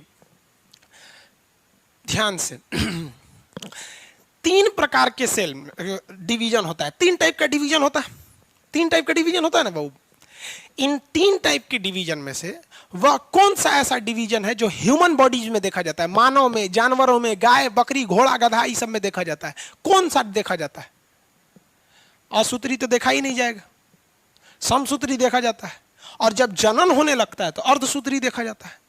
इसका मतलब हमारी शरीर में सबसे ज्यादा अगर कोई विभाजन होता है तो समसूत्री विभाजन। बाल कटवाते हैं फिर निकल जाता है, कहीं बकोट लिया कोई तो फिर निकल जाता है, दांत टूट गया फिर आ जाता है, नाखून काटे फिर आ गया। यानी शरीर में 98% जो विभाजन होता है वो समसूत्री विभाजन होता है, और केवल 2% विभाजन, यानी जब प्रेगनेंसी की अवस्था आती है, जब प्रजनन की अवस्था आती है, तभी अर्धसूत्री विभाजन होता है। अब योगी आदित्यनाथ में कब अर्धसूत्री विभाजन होगा? चाहे मायावती में। समझ रहे ना? आप इसे अन्यथा नहीं लीजिएगा, आपको समझाने के लिए बता। वो तो मोदी जी में भी अर्धसूत्री विभाजन नहीं हुआ। अब काहे नहीं हुआ अब हमको क्या पता, अब मोदी जी से पूछिएगा। लेकिन हुआ क्या उन लोग में? नहीं, बेचारे मोदी जी का जीवन, मेरा जीवन कोरा कागज कोरा ही रह गया, माने अर्धसूत्री विभाजन से लेकर आज तक अर्धसूत्री विभाजन पे रह गए मोदी जी। योगी जी भी बेचारे अर्धसूत्री विभाजन का मौके नहीं मिला, अब्दुल कलाम को नहीं मिला, आप लोग को भी नहीं मिला होगा। ससुरा तू लोग बहुत खचरा है, चोरी छुपे कभी आजमा लिया होगा तुम लोग। चलो ध्यान से देखते हैं हम लोग। तो अर्धसूत्री विभाजन, तो शरीर में सबसे ज्यादा क्या होता है भैया? ये असूत्री तो होता ही नहीं है। हमारा शरीर डेली टूट फूट होते रहता है। आपको पता है हम जब चलते हैं तो पैर की कुछ कोशिकाएं टूट जाती हैं, तो उसको भरने के लिए कौन आता है? समसूत्री विभाजन। जब तक रिप्रोडक्शन नहीं होगा असूत्री विभाजन, अर्धसूत्री नहीं होगा। अर्धसूत्री विभाजन में थोड़ा अच्छा से पूछ लेता है। देखिए यहां हम थोड़ा सा समझा देते हैं, फिर आपको रिप्रोडक्शन चैप्टर में बेहतरीन ढंग से समझाएंगे। आगे बढ़े। कितने लोग को इसमें कोई दिक्कत नहीं?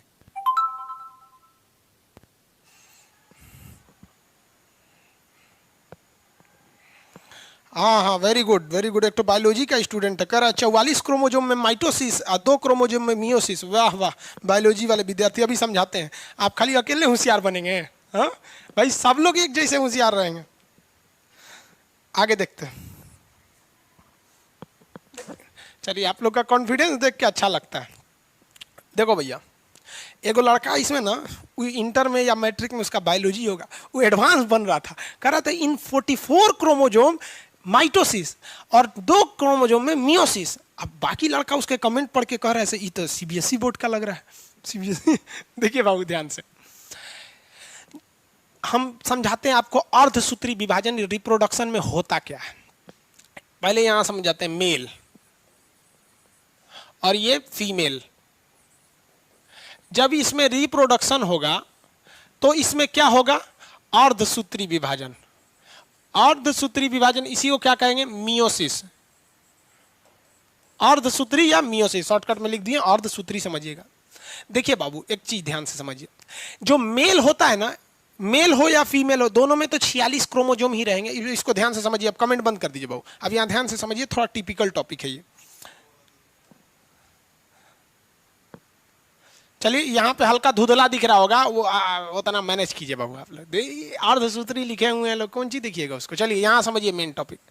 मेल हो या फीमेल हो, आपको भी पता है फीमेल में 46 क्रोमोजोम होगा है, और मेल में भी 46 क्रोमोजोम होगा। लेकिन इस 46 की 2 कैटेगरी होती है। कौन कौन सी भैया? एक होता है ऑटोसोम। क्या होता है? ऑटोसोम। और एक होता है ऑलोसोम। ऑलोसोम। ऑटोसोम की संख्या 44 और ऑलोसोम की संख्या 2। ये 2 कौन सा? अगर मेल है तो X और Y। समझ आ रहा है? अब ध्यान से समझो बबुआ, मेल में 46 होता है, लेकिन इसे 2 कैटेगरी में बांटा जाता है। कमेंट बंद कर दीजिएगा, वो ध्यान से समझिए। जो 44 होता है ऑटोसोम, और जो बच गए 2 वो होते हैं ऑलोसोम। ऑटोसोम हमारे शरीर का निर्माण करता है। किसका निर्माण करता है? शरीर का निर्माण करता है। और ये ऑलोसोम है, ये सेक्स डिटर्मिनेशन या लिंग का निर्धारण करता है। मतलब ये यही डिसाइड करता है कि हम लड़का बनेंगे कि लड़की बनेंगे। अगर ये एक्स वाला पहले चला गया तो लड़की बना देगा, और वाई वाला पहले चला गया तो लड़का बना देगा। तो क्वेश्चन पूछेगा कि किसी व्यक्ति के लिंग का निर्धारण किया जाता है तो लड़का मार देता है ऑप्शन ए, पिता के आधार पर। बकलवा, पिता के आधार पर। ऑलोसोम होगा तो पिता के आधार पर मार रहा है। पिता में तो यो है कि दादा में से लाए हो भाई। पिता कौन आधार पर मारता है? पिता के आधार पर। ऑलोसोम के आधार पर मार देते हैं। समझ आ रहा है कि नहीं आ रहा है? तो कहेगा शरीर का निर्माण कौन करता है? तो 46 क्या है? क्रोमोजोम। क्रोमोजोम को कितने भाग में? 2। क्रोमोजोम का 44 वाला को कहते हैं ऑटोसोम, जो शरीर बनाता है, और 2 को कहते हैं ऑलोसोम, जो लिंग का निर्धारण करता है। तो यही चीज तो महिला में भी होगा। अरे भैया, इसमें भी तो यही होगा। एक होगा आपका कौन सा? ऑटोसोम, ये क्या बनाएगा? शरीर बनाएगा। इसमें क्या है? 44। और एक होगा ऑलोसोम। ऑटो नहीं, ऑलो, यहां पे ऑलोसोम। अब आप बताओ बबुआ, ये भी कितना होगा? 2। लेकिन इसमें महिला में दोनों एक से एक हो जाएगा। रे बबुआ, एगो बात नहीं, देखो जरा ध्यान से। महिला में भी ये 44 गो ऑटोसोम है, और पुरुष में भी 44 गो ऑटोसोम है। इत्तेफाक से महिला में भी जो 44 गो जो पुरुष में होता है, वही महिला में भी होता है। यानी ये 44 और ये 44 सेम होता है। इसलिए महिला का ब्लड पुरुष में चढ़ा दो, महिला का किडनी पुरुष में लगा दो, पुरुष का फेफड़ा इसमें लगा दो, महिला का दिमाग पुरुष में दिमाग ठीक नहीं रहेगा, महिला में रहने दीजिए। वो दिमाग पुरुष में लगा देंगे फिर दिक्कत हो जाएगा। अब ध्यान से समझिए, महिला लोग बुरा नहीं मानिएगा, ध्यान से समझिए। मतलब उसकी शरीर एक जैसा रहता है। भले वो बिगाड़ लेती है तो क्या करना है, नाखून हैंगा निकाल लेगी, लगेगा जेसीबी का बकोटने वाला है इसे, पुरुष भी निकालेगा तो निकालेगा, कई गो लड़कों निकालता है सब, समझ में आ गया कि नहीं आ गया। महिला में तो देखिए ये 44 को सेम होता है, लेकिन महिला और पुरुष में थोड़ा बहुत चेंजिंग आती है, जैसे दाढ़ी मोछ की चेंजिंग, समझ में आ गया। ये ससुरा ये करता है, ये जैसे शरीर की बनावट में डिपेंडिंग, उनके पास ओवरी होता है, उनके पास यूट्रस होता है, ब्रेस्ट होंगे, मेल के पास ये सब चीज़ें नहीं होते, क्योंकि वो मेन डिसाइड कौन करता है, ऑलोसोम करता है। इसका मतलब महिला और पुरुष में 95% मैटर सेम है दोनों में, समझ में आ गया कि नहीं आ गया। 2% मैटर, 5% मैटर अलग है, जो किसकी वजह से हुआ, ऑलोसोम के वजह से। अब बबुआ समझो अर्धसूत्री विभाजन, यहाँ बढ़िया से समझो अर्धसूत्री विभाजन। अर्धसूत्री विभाजन रिप्रोडक्शन में होता है, जब बच्चा जन्म लेता है। तो अब बचवा को जन्म ले आते हैं लोग, तो ये बबुआ बताओ, हम यहाँ से 44 उठा लियाएंगे, यहाँ से 44 उठा लेंगे तो बचवा में तो 88 हो जाएगा, वो राक्षस हो जाएगा, 12-13 गो हाथ पैर हो जाएगा, स्पाइडरमैन में ओकर इक्का स्पाइडरमैन हो जाएगा, समझ में क्या। देखेंगे नहीं स्पाइडरमैन, ओकर इक्का रहता है, कई गो हाथ पैर होता है उसका। तो बबुआ एम से हम कै गो ले आए, बोल बबुआ कै गो लिया एम से, ऑटोसोम में से कै गो ले आए, हाँ 22 गो ले आए, ऑटोसोम में से 22 गो। आई इनके महतारी में से कई गो लिया है, महतारी समझते हैं, बिहार में मम्मी को महतारी बोला जाता है, महतारियों में से कई गो लिया है भैया, एहू में से हम ले आए 42 गो। कई गो हो गई लो, 44 गो, 44 गो हो गया। हाँ बचुओं में कई गो ऑटोसोम, 44 गो, यानी बचुओं में हाथ पैर सलामत रहेगा, समझ में आ गया। अब ये बताओ बबुआ, हाई ऑलोसोम में से कई गो लिया, दोनों एक उठा लाए, अरे कोनो उठाएंगे एक गो, दो में से एक गो उठाएंगे, और दोनों एक कैटेगरी का है, दोनों कितना कैटेगरी है, एक कैटेगरी का। हम दोनों हाथ में बादाम रख ले, कह देंगे कोनो एगो उठाइए, तो भैया हई उठाओ चाहे हई उठाए, बताइए तो बत्ते एक गो है, ये एक कैटेगरी का। तो हेऊ में से एगो लेते आते हैं, तो ए में से लेते हैं हम एक्स वाला, कौन वाला, एक्स वाला। अब आप बताओ बबुआ, हाई ऑलोसोम में से कोनो एक गो ना जाएगा, एक गो जइबो, दूगो ना जीतो, तो एक को जाएगा। अगर यहां से हम भेज दिए एक्स वाला तो ई हो जाएंगी बबुनी, समझ में आ गया। और यहां से अगर चल गया वाई वाला तो ई हो जाएंगे बबुआ। किसी को दिक्कत, ये दोनों को जोड़ के देखिए, दो गो हइयो हो गया तो 44 एने और 2 एने, टोटल कितना हो गया 46। तो जो बबुआ हुआ है झुनझुना, ओकरों में 46। तो अर्धसूत्री में देखो बबुआ, अर्धसूत्री में ऑटोसोम का भी आधा, ऑलोसोम का भी आधा, ऑटोसोम का भी आधा, ऑलोसोम का भी आधा, हो गया आधा। इसीलिए इसे करते हैं अर्धसूत्री विभाजन। बबुआ को समझ में आ रहा है? किसी को कोई दिक्कत है कि नहीं है? किसी को दिक्कत? सबको समझ में आ गया? Very good. सब लोग बता रहे थे कि सर 44 में से 22 आएगा, इस 44 में से 22 आएगा, इस 2 में से 1 आएगा, इसमें से 1 आ जाएगा। चलिए वेरी गुड।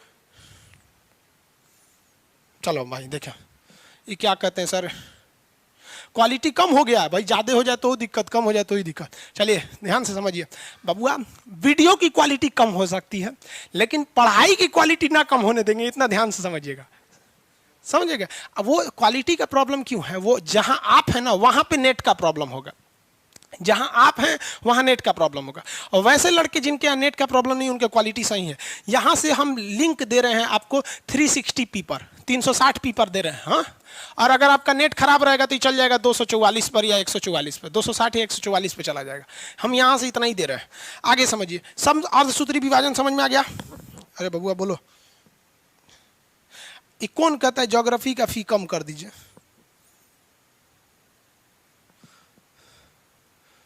आगे आइए, आप विकलांग हो जाइए, हम फ्री में पढ़ा देंगे। विकलांग लोग का फ्री रहता है। अब इसमें आगे देखिए ध्यान से, मजा आ गया? हाँ बाबू, पढ़ाई में मजा आता ही है। आप पढ़ाई करेंगे ना तो आप सबको छोड़ देंगे, उन्हों को छोड़ देंगे। चलिए आगे, अभी इसमें बहुत चीज बाकी है समझाना। चलिए देखिए, अरे यूपीएससी चाहे तो बीपीएससी में जाओ भाई, कहीं भी जाओगे यही पूछेगा। ऐसा थोड़े पूछेगा कि यूपीएससी में जाओगे तो यहाँ 16 हो जाएगा, इसे यूपीएससी में ऐसे हो जाएगा क्या, इतने रहेगा? चलो बबुआ देखो ध्यान से, एक बात बताइए, ऐसा भी तो हो सकता है। कैसा हो सकता है? पहले एक दूसरी बात बताइए, फिर वो बात बताइएगा। अगर हमारे आप में जिसमें भी कितने ऑटोसोम है, 44 जो हमारे शरीर का निर्माण किए हैं, और हमारे आप में लड़की महिला जो भी हैं कितने ऑलोसोम है, 2। अगर किसी व्यक्ति के ऑटोसोम में दिक्कत आएगा तो उसके शरीर के बनावट में कोई ना कोई दिक्कत आ जाएगी। आ जाएगी कि नहीं आ जाएगी? अब आप में से कितने लोग हैं जिनके छांगुर हैं, किसी का 2 आंख है, कोनो का पोंछ है, ये सब है, तो समझ जाइएगा वो बबुआ के ऑटोसोम में दिक्कत है, क्योंकि उसका शरीर टेढ़ टाढ़ हो गया है। समझ में आ गया कि नहीं आ गया? शंकर जी की 3 आंखें थी, हनुमान जी के पोंछ थे, तो ये लोग मानव थोड़े थे, लोग ये लोग भगवान थे लोग यहाँ पे। समझ रहे हैं ना? कि आप इसे अन्यथा नहीं लीजिएगा। कुछ कम पढ़े लिखे लोग होते हैं ना, वो किसी चीज को एकदम पकड़ लेते हैं कि खान सर आप शंकर जी को क्यों बोले? अरे भाई, शंकर जी जैसे आपके लिए आदरणीय है, हमारे लिए भी आदरणीय है। एक्चुअली क्या है कि आप लोग देखे हैं, हम अगर वही एग्जाम्पल ले लेते हैं तो आपको थोड़ा बेहतरीन ढंग से समझ में आ जाता है, अन्यथा हमको ये सब चीजें बोलने से कोई मतलब नहीं बनता है। लेकिन क्या कीजिएगा, किसी का सोच इतना नीचे होता है कि आप मतलब वो हमेशा गलत चीज समझेगा। आप समझ रहे हैं कि नहीं आ रहा है? आखिर हनुमान जी की भी था, हनुमान जी मानव श्रेणी में थे ना, तो वानरी सेना के थे, पूरा उन्हीं के अंडर में था। तो इसको आप अन्यथा नहीं लीजिएगा। रिलीजियस कमेंट हम नहीं करते हैं, वो इसीलिए बोलते हैं ताकि आपको अच्छे से समझ में आ जाए। इसका मतलब जिसके जिसके ऑटोसोम में दिक्कत है उसका शरीर थोड़ा दूसरे डिजाइन का होगा। होगा कि नहीं होगा? आप में से किसी का दिक्कत है तो बोलिए कमेंट करके। डबल बच्चा कैसे हो जाता है? रे भाई वाह, रिप्रोडक्शन में समझियो ना रे भाई। देखो यही एक होता है आप लोग में, जैसे लड़का समझने लगता है ना, वो खतरनाक खतरनाक क्वेश्चन पूछने लगता है। इसका मतलब आज अच्छे से समझ रहे हैं आप। चलो देखो भाई, यहाँ समझिए, इसमें दिक्कत, अगर मान लीजिए इसमें दिक्कत तो शरीर में दिक्कत, और अगर ससुरा ऑलोसोम में दिक्कत हो गया तो वो हो जाएगा हिजड़ा। क्या हो जाएगा? हिजड़ा हो जाएगा। तो आप में से कमेंट करके बताइए ऐसे कितने लोग हैं जिनके ऑलोसोम में दिक्कत है? कमेंट करके देखो, इसको स्पेशली कमेंट देखना चाहिए इसका। कौन है सर? कोई ऑप्शन बताइए। नो सर, कोई दिक्कत नहीं है। चलिए कोई नो सर। अरे भाई कोई तो यस बोलो। देखिए लेस्बियन, गे, एलजीबीटीआई, ये सब का एक यूट्यूब पर वीडियो बनाया, आप देख सकते हैं उसको। हालांकि इसमें भी पढ़ा देंगे जब रिप्रोडक्शन पढ़ाएंगे तब। आप में से बहुत लोग को लग रहा है कि हम रिप्रोडक्शन चैप्टर पढ़ा रहे हैं। भैया ये कोशिका चैप्टर है। समझ में? अभी रिप्रोडक्शन कहाँ से शुरू हो जाएगा? टाइम ज्यादा तो नहीं हो गया? हाँ अच्छा चलिए, किसी को दिक्कत नहीं है, समझिए। बाबू लोग, आप लोग को कितनी बार समझाए 3 बच्चे कैसे हो जाते हैं? ये सब रिप्रोडक्शन का चैप्टर है, कोशिका का मत समझिए। अब आपको बायोलॉजी समझ में आ रहा है तो इसका मतलब कौन चीज हमको कहां से कहां उठा के लेके चल जाएंगे। देखिए अब एक चीज ध्यान से समझिए, जब कभी भी रिप्रोडक्शन होता है, एक क्वेश्चन अजीब पूछा था, लड़का हिल गया था। कैसे कि असूत्री विभाजन, यहां देखिए, असूत्री में 1 2 ठो में बढ़ जाता है, एक कोशिका 2 में बढ़ जाती है। समसूत्री में भी 1 कोशिका 2 में बढ़ जाती है, तभी ना भरपाई करेंगे। मान लीजिए एक कोशिका टूटा, एक कोशिका मान लीजिए यहाँ टूट गया, उसकी भरपाई करना है तो हयो टूट के 1 में बन जाएगा। भैया यो अपन जगह खाली कर देगा, ऐसा नहीं ना होता है कि भैया अगर मान लीजिए यहाँ का टूटा तो इसकी भरपाई करने के लिए समसूत्री विभाजन से हमें भी 2 भाग में टूटना पड़ेगा, ताकि टूट कर एगो उसका जगह। तो समसूत्री विभाजन में भी 2 गो टूटता है, अर्धसूत्री में भी असूत्री में भी 2 गो टूटता है। यानी इन दोनों में एक समानता है कि ये 1 से 2 बन जाते हैं। लेकिन क्वेश्चन अजबे पूछा था ससुरा, दिमाग हिल गया था लड़कों का। कहा था कि अर्धसूत्री विभाजन में कोशिका कितनी भाग में टूटती है? तो लड़का मार दिया आधा। अरे भैया आधा ना रे, 4 भाग में। तो कहेंगे कि मास्टर साहब सनक गइलो, ये एकदम सनक गइलो खान साहब। देखो बबुआ 4 गो कैसे, देखो ये बाबूजी के ऑटोसोम में एगो विभाजन यहाँ हुआ, याद रखो एगो, इसका आधा पेयर यहाँ आया, एगो हो गया यहाँ। देखते रहो बबुआ, देखते रहो तू। बाबूजी के ऑटोसोम में से एगो विभाजन हुआ और बाबूए जी के ऑलोसोम में से एगो विभाजन हुआ, तो 2 गो तो ही हो गई लो बाबूए जी में। एंगन इनके महतारी में भी होगा, महतारियों में से ही एगो विभाजन हुआ। अरे कहाँ गई लो महतारी वाला? अरे भाई ये मैंने यही समझिए, यहाँ पर ऑटोसोम में भी होगा और ओलोसोम में भी होगा। तो महतारियों में 2 गो विभाजन है, बाबूजी में 2 गो विभाजन। ये विभाजन का जो रेशियो है वो रेशियो आधा आधा का है, लेकिन विभाजन 4 जगह हो रहा है। कौन जगह? 4 जगह। तो वह कौन सा ऐसा विभाजन है जिसमें कोशिका, एक कोशिका टूट के 4 का निर्माण कर देती है? अर्धसूत्री विभाजन। कितने रेशियो में टूटती है? 2 रेशियो में। समझ में आ रहा है कि नहीं आ रहा? नहीं समझ में आ रहा है तो और अच्छा है। समझे में नहीं आएगा तो सवाल नहीं पूछेंगे, इसे समझ में आ गया होगा अगर दिमाग यही होगा तब। और दूसरे को सोच रहे होंगे लोग तो नहीं आ रहा होगा। अर्धसूत्री विभाजन में 1 ठो कितने का निर्माण कर देती है? 4 ठो का। समझ में आ गया आप लोग अर्धसूत्री विभाजन। बाकी इसका चीज रिप्रोडक्शन चैप्टर में है। सर जी वेरी गुड, अच्छा क्वेश्चन पूछे, वही बताने वाले थे। देखिए एगो लड़का पूछ रहा है कि सर देखो देखो भाई कहाँ पूछ रहा है वो पहले समझो। कह रहा है कि सर यहाँ से 22 गो गया ठीक है, यहाँ से 22 गो आ गया, ये ठीक है, ये तो 44 गो पूरा हो गया यहाँ तक ठीक है, यहाँ से x आ गया और यहाँ से ये दोनों चल गया तो सोच रहा है यहाँ तो 3 गो हो जाएगा, ये हो जाएगा 47। उसका क्वेश्चन पूछने का यही था कि सर अगर ये दोनों चल गया तब भैया अगर दोनों चल जाएगा तो 46 तो होगा नहीं, 47 को हो जाएगा। तो जब कभी भी अर्धसूत्री विभाजन के समय, ध्यान से समझिएगा, जब कभी भी मियोसिस यानी अर्धसूत्री विभाजन के समय क्रोमोजोम की संख्या बढ़ जाए या घट जाए तो ऐसी घटना को हम लोग कहते हैं सिंड्रोम। क्या कहते हैं? सिंड्रोम। कौन सा, क्या कहेंगे? सिंड्रोम।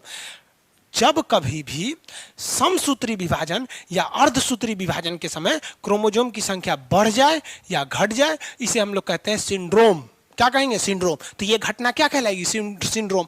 अब वो जब हम रिप्रोडक्शन पढ़ाएंगे तब बताएंगे ये बचवा पैदा कौन सी होगा, हिजड़ा होगा। हिजड़ों में देखिएगा 2 तरह का, एक ऐसा हिजड़ा होता है सर, लगता है एकदम सुंदर लड़की है, एक हिजड़ा होता है ससुर बड़ी खतरनाक लगता है, फांसी देने वाला जल्लाद है, ट्रेन में मांगेगा सब, पैसा नहीं दीजिएगा तो उल्टा सीधा गरिया देता है सब, उठा के सुतल रहेंगे तो कहें हमार दुल्हा उठो उसको पैसा नहीं देंगे तो भगा दे। तो वो बायोलॉजी में बताएंगे। अभी यहाँ समझिए, क्रोमोजोम की अनियमितता, inregularness in the chromosome in meiosis is known as syndrome. अर्धसूत्री विभाजन में क्रोमोजोम का बढ़ जाना, और ऐसा भी तो होगा ससुरा ये गईबे नहीं किया, खाली वही आ गया तो घट जाएगा। तो बढ़ जाना या घट जाना, इन दोनों क्रिया को हम क्या कहते हैं? सिंड्रोम कहते हैं। और आप बबुआ तो खूब अच्छा से पढ़े होंगे, Turner syndrome, Down syndrome, Klinefelter syndrome, Patau syndrome. समझ में आ रहा है कि नहीं आ रहा है? कोनो घट गया, चाहे 44 में से 42 गो गया, चाहे 2 गो में से 1 गो गया, चाहे दोनों चल गया, चाहे नहीं गया। समझ में आ रहा है ना? हाँ, इसे क्या कहते हैं? सिंड्रोम कहते हैं। सिंड्रोम, अरे भैया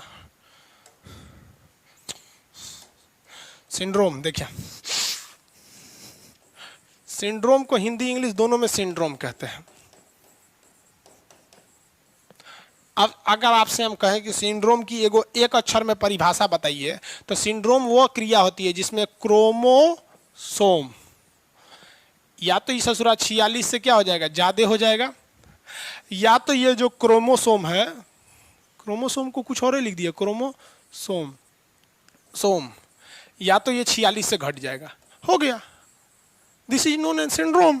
क्रोमोजोम का बढ़ जाना, क्रोमोजोम का घट जाना सिंड्रोम कहलाता है। अब इसमें 3-4 टाइप के सिंड्रोम याद रखेंगे आप लोग। एक हो गया डाउन सिंड्रोम, एक हो गया क्लिनीफिल्टर सिंड्रोम, एक होता है टर्नर सिंड्रोम, एक होता है आपका पटाउ सिंड्रोम।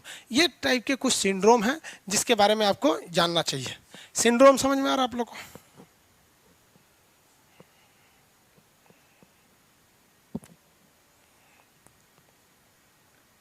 आगे बढ़े, सिंड्रोम समझ में आ रहा है? चलिए इसको फटाफट देख लीजिए आप लोग, फिर सिंड्रोम के बारे में बताते हैं। यहां तक में किसी को कोई प्रॉब्लम नहीं होना चाहिए, किसी को कोई प्रॉब्लम नहीं है यहां तक में?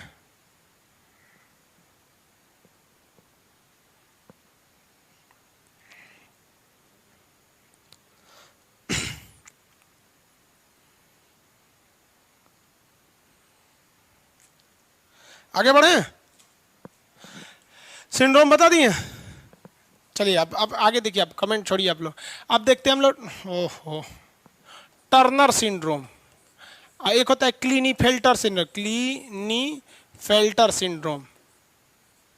देखो बबुआ, इसमें हो जाता है 45, इसमें हो जाता है 47, ये होता है फीमेल में और ये होता है मेल में।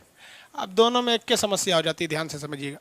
सिंड्रोम उसे कहते हैं जब क्रोमोजोम में अनियमितता आने लगती है, तो उसे हम लोग क्या कहते हैं? सिंड्रोम। क्रोमोजोम में आने वाली अनियमितता को सिंड्रोम कहते हैं। अब इसमें कई टाइप के सिंड्रोम होते हैं, जिसमें एक होता है आपका टर्नर सिंड्रोम, इसमें क्रोमोजोम की संख्या 45 हो जाती है। एक होता है क्लीनीफेल्टर सिंड्रोम, इसमें हो जाती है 47। ये मेल में पाया जाता है, ये फीमेल में पाया जाता है। इसमें समस्या क्या होती है, फीमेल की साइज छोटी हो जाती है, उसमें बाजपन देखने को मिल जाता है, उससे बच्चे ही पैदा नहीं होते हैं। तो ये हो गया आपका किसमें, टर्नर सिंड्रोम में, समझ आ गया। क्लीनीफेल्टर सिंड्रोम ये किससे, मेल में हो जाता है। इसमें मेल जो होता है नपुंसक हो जाता है। नपुंसक का मतलब देखिए, नपुंसक और हिजड़ा में अंतर होता है। हिजड़े जो होते हैं ना, उनके पास मतलब वो शारीरिक रूप से ही वो पुरुष नहीं होते हैं, लेकिन नपुंसक वो होते हैं जो पुरुष होते हैं, लेकिन उनके अंदर मतलब वो सेक्सुअल क्षमता बहुत कम होती है, ना बराबर होती है, उन्हें नपुंसक कहते हैं। तो इसे क्या कहा जाता है, नपुंसकता कहा जाता है। नपुंसक व्यक्ति मतलब उसके पास मतलब पुरुष रहेगा, लेकिन उसमें सेक्सुअल क्षमता नहीं रहेगी, तो उसे क्लीनीफेल्टर सिंड्रोम कहते हैं। तो ये पुरुष में हो गया, ये किस में हो गया, महिला में हो गया। अब आप खुद देखिए, इसमें क्रोमोजोम 46 नहीं है, 45 है, इसमें क्या है, 47 है। समझ आ गया कि नहीं आ गया। तो ये क्रोमोजोम होते हैं। क्रोमोजोम की अनियमितता को क्या कहते हैं लोग, सिंड्रोम कहते हैं। अब एक हो जाता है आपका डाउन सिंड्रोम। ये डाउन सिंड्रोम जो होता है ना, मेल और फीमेल दोनों में हो सकता है। ये अजीब टाइप का होता है डाउन सिंड्रोम, ये आप लोग भी देखे होंगे, डाउन सिंड्रोम। डाउन सिंड्रोम इसमें भी 47 होता है। ये मेल में भी हो सकता है और फीमेल में भी हो सकता है डाउन सिंड्रोम। ध्यान से देखिए, मेल और फीमेल दोनों में हो सकता है डाउन सिंड्रोम। इसमें ना डाउन सिंड्रोम में शरीर अजब हो जाता है, अजीब डिजाइन का सर, होठ हो ऐसे मोटा होकर परोरा ऐसा हो जाएगा, ऐसा हाफसी टाइप का, कुबड़ निकल जाएगा यहाँ पे शरीर में, देखिएगा ना ऐसे कुबड़ निकल जाएगा, इस टाइप का चलता होगा सब। यहाँ मेल फीमेल दोनों में होता है। इतना बड़का जैसे बैल का ऐसे नहीं निकल जाता, वैसे निकल जाएगा, ऐसे चलेगा सब यहाँ पे। उसी को क्या कहते हैं हम लोग, डाउन सिंड्रोम के नाम से जानते हैं। किसी को कोई दिक्कत, मेल फीमेल दोनों में हो जाता है, मंगोलाइट वगैरह हो जाते हैं सब। एक होता है पटाऊ सिंड्रोम। पटाऊ सिंड्रोम इसमें भी 47 हो जाते हैं। पटाऊ सिंड्रोम में कितना हो जाता है, 47 हो जाते हैं। इसमें आप देखेंगे ना, होंठ जो होता है ना ऊपर का कटा होता है। कई लोग को देखा ना, होंठवा ऊपर का कटा रहा है, ऐसा कोई देखो यहाँ, ये भी क्या है भैया, सिंड्रोम है, पटाऊ सिंड्रोम है। तो सिंड्रोम का मतलब ये होता है कि भैया क्रोमोजोम जो है ना, अगर 46 से बढ़ गया या घट गया, इसे क्या कहेंगे, सिंड्रोम कहा जाता है। समझ में आ गया कि नहीं आ गया, किसी को दिक्कत। ये 4 सिंड्रोम मेन याद रखेंगे। टर्नर सिंड्रोम, टर्नर सिंड्रोम महिलाओं में होगा, क्रोमोजोम क्या हो जाता है, घट जाता है, बांझपन देखा जाता है। क्लीनीफेल्टर सिंड्रोम क्रोमोजोम बढ़ जाता है, ये पुरुषों में देखा जाता है, नपुंसकता। आपका ये डाउन सिंड्रोम मेन फीमेल दोनों में होता है, क्रोमोजोम बढ़ जाता है, इसमें मंगोलाइट हो जाता है। मंगोलाइट मतलब घावसी टाइप का हो जाएगा, होंठ हो जाएगा एकदम मोटका मोटका, पोरोरा ऐसा कुबड़ टाइप का ऐसे निकल जाएगा यहाँ पर, वो हो जाता है। पटाऊ सिंड्रोम में होंठ ऊपर का कट जाता है, किसी को कोई दिक्कत नहीं है। कोशिका चैप्टर जो हो गया, इति शरीर व खंडे, कोशिका चैप्टर का। इसके बाद आता है आपका उत्तक। उत्तक क्या होता है सर, कोशिका सिद्धांत का पालन वायरस नहीं करता है। आगे देखिए,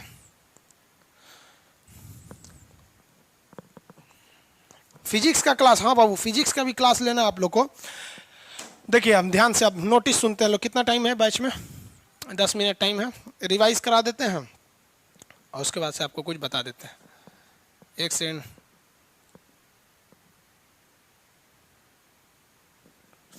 देखिए बाबू अब फिजिक्स की बात कर लेते हैं थोड़ा सा। आज कितना 10:30 हो गया। 11 बजे से आपका पॉलिटी का क्लास चलेगा, 11 से 12:30 वो हो जाएगा। फिर 1 बजे से आपका मैप का क्लास चलेगा। आपका 2 बैच का अलाउंस करना, आपका फिजिक्स कब लेंगे और दरोगा वालों के लिए टॉनिक बैच कब लेंगे। तो दरोगा वाला देखिए, टॉनिक बैच जो होगा दरोगा का, वो 6 PM से, कल कौन सा दिन है, मंगलवार। मंगलवार है, ध्यान दीजिए आप लोग, मंगलवार है कल दरोगा के लिए। यहाँ पे कल 6 PM से जो भी बिहार दरोगा या कोई भी टॉनिक बैच है। टॉनिक बैच कैसे होता है, ध्यान से समझिए। मान लीजिए कि आप जितने लड़के नए हैं जो टॉनिक बैच नहीं पढ़ते हैं, जो पटना वाले होंगे जानते होंगे, जैसे ये कोशिका है ना, तो कोशिका से हम 20 क्वेश्चन दे देंगे टॉनिक बैच में। अब उसमें क्या है कि उसी क्वेश्चन के बहाने आपको सब कुछ समझा देंगे। जैसे सपोज कर देंगे, उसमें एक क्वेश्चन देंगे कि टर्नर सिंड्रोम में क्या होता है, तो टर्नर सिंड्रोम में क्रोमोजोम 45 से घट जाते हैं, तो ऑप्शन नंबर बी मरवा देंगे, इसमें क्रोमोजोम 45 हो जाते हैं। अब उसके बाद वही सब समझा देंगे कि क्रोमोजोम का बढ़ जाना या घट जाना सिंड्रोम कहलाता है। ये 4 टाइप के सिंड्रोम होते हैं, जैसे अभी बता रहे हैं वैसे वहां बता देते हैं। तो टॉनिक बैच क्या है, जैसे आदमी कोई बीमार पड़ जाता है, उसको ठीक करना है तो टॉनिक पिया दो, टन आ जाता है, वैसे ये टॉनिक बैच है। ये कल से चालू होगा दरोगा का। दरोगा। समझ में आ गया? इसके लिए आप लोग को कितना फीस लिया जाए आप ही लोग बताइए फटाफट, कमेंट करके बताएंगे। आप जितना बोलेंगे हम उतना रख देंगे। हाँ, दरोगा का जो दरोगा पीटी, बेवकूफ कह के दरोगा पीटी अभी नहीं लेगा, आप यही पढ़िए एकदम बढ़िया से टॉप करके आइएगा उसमें। दरोगा पीटी के लिए क्रैश कोर्स कौन करेगा? ये जो यही आप लोग जो है ना रेलवे का जो एग्जाम ले रहे हैं ना, आप लोग यही दरोगा में इससे ज्यादा साइंस पूछेगा वो। दरोगा दरोगा चिल्लाता है लो, इसमें पढ़िए आप, फिर सब्जेक्ट वाइज पढ़ लीजिए। एक कितना फीस ले ले? एक कह रहा 200, 11, 99, 25, 50। अरे भाई 10, ये क्या न्योता लिखवा रहा है लोग भाई?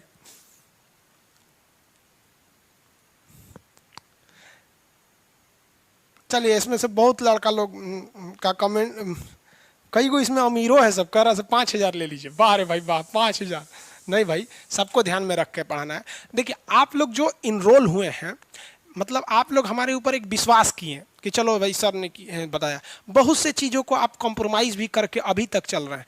जैसे आप भी देख रहे हैं कि आप लोग का कॉल उतना नहीं रिसीव हो पा रहा है क्योंकि अभी स्टाफ सबकी कमी ही है, तो आप बहुत कॉम्प्रोमाइज़ करके चलते हो आप लोग, ठीक है। तो एक काम करते हैं कि हम इसको आप ही लोग को ये अलाउंस कर रहे हैं और किसी को अलाउंस भी नहीं कर रहे हैं, ये हम आपको ये फीस रख देते हैं। कितना रख दें? इससे मतलब नीचे देखिए, गुरु दक्षिणा जरूरी होती है इसलिए हम ले रहे हैं। 11 रुपया मेरा सर्वर का कॉस्ट नहीं लगेगा, इसमें 28% जीएसटी सरकार लेके चल जाएगी, 2% बैंक वाले लेके चल जाएंगे, इसमें हमारे पास कुछ नहीं बचेगा, बाकी आपका 20% सर्वर वाला लेके चला जाएगा। लेकिन एक होता है ना कि गुरु दक्षिणा जरूरी रहता है, तो एक गुरु दक्षिणा के रूप में आपसे 11 रुपया ले रहे हैं, इससे कम में पॉसिबल ही नहीं है। आप भी समझते हैं, बेवकूफ़ तो है नहीं आप। ऑनलाइन कोई भी चीज़ लेंगे आपको सरकार टैक्स काटे के पैसा देती है। आप लोग देखते होंगे आपका पेमेंट कभी कभी फंस जाता है, आप आज पेमेंट दीजिएगा कल मेरे पास पहुंचता है, वो सरकार के पास रहता है, उसने जीएसटी काटती है। तो ये सारा सोच साच के आपको यहाँ दे दिया गया। हमको इसमें से मोटा मोटी बचेगा आपका मतलब 4 रुपया गुरु दक्षिणा के रूप में। तो आप लोग के लिए 11 रुपये का ये बैच है। अब इसका एडमिशन कब चालू होगा, कब चालू कर दे? आज शाम को चालू कर देंगे 5 बजे, 5 PM पर आज से चालू हो जाएगा, लेकिन आज से नहीं, मतलब 3 बजे के बाद चालू होगा, 3 PM से, ठीक है। आज से ये 3 PM से 11 रुपये में हो जाएगा। कल 6 PM से इसका क्लास चलेगा। इसका क्लास लंबा चलता है, बहुत 4-5 घंटा चलता है इसका क्लास, ठीक है। इसमें मेन क्वेश्चन को आपको समझा दिया जाता है, इससे कम फी में पॉसिबल भी नहीं है। समझ में आ गया? खुश हैं आप लोग? Thank you. चलिए भाई सब लोग इकोनॉमिक्स का भी क्लास ले लेंगे। हाँ बाबू ले लेंगे, 10 तारीख के बाद, 10 अक्टूबर के बाद इकोनॉमिक्स और हिस्ट्री का भी क्लास आ जाएगा। चलिए बाबू 11 रुपये बहुत है। चलिए, बिहार का लड़का है सभी, सब 11 कहिएगा तो कहेगा सर 1 रुपया ले लीजिए। इससे बहुत बदमाश होता है।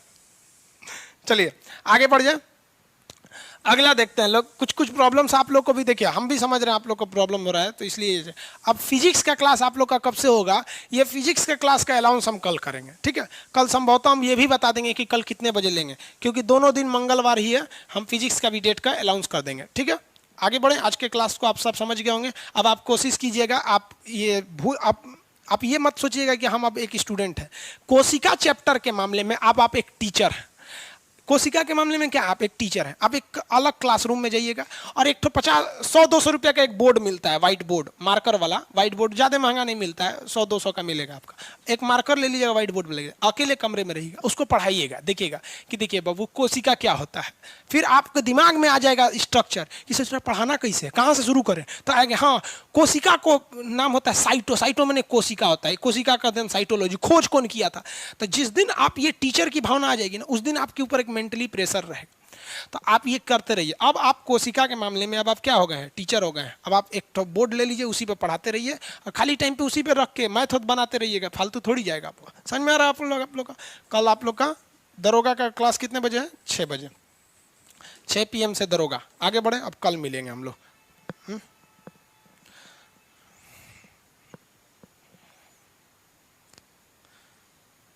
अब कल क्लास करते हैं, आज के लिए इतना ही रहने देते हैं, ठीक है।